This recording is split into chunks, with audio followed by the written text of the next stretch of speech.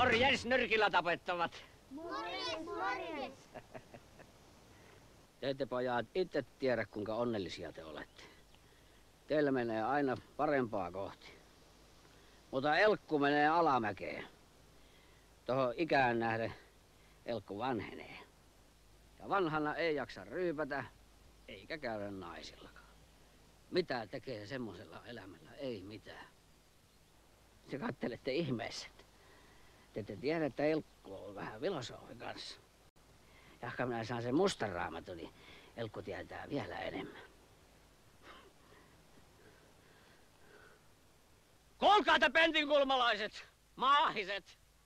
Te luulette olevan Elkkua parempia, kun teillä on torpat ja talot ja kasvatatte niitä velakuitanne. Mutta on tuleva aika, jolloin meidän Herramme sanoo, mitä teit sinä sielunpaimen siellä ajassa? Sotapappina sinä olit ja aaristit köyhiä ihmisiä heidän pienistä iloistansa. Ja entäs sinä kansakouluopettaja, mitä sinä teit? Annatko sinä lapsille hengenvaloa? Ja paskat! Kivääri selässä sä hyppäsit kun puoli jauhone. Ja teille muille tullaan sanoa yhtä ja toista.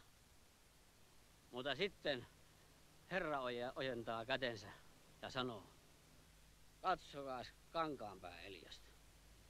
Onko hän kylvänyt ja niittänyt ja koonnut aittoihin? Ei! Hän on kuin taivaan lintu. Elias, mene sä tonne, Elias. Ja te muut menkää tonne. Siellä onkin vähän lämmintä, juu. Perkeleet.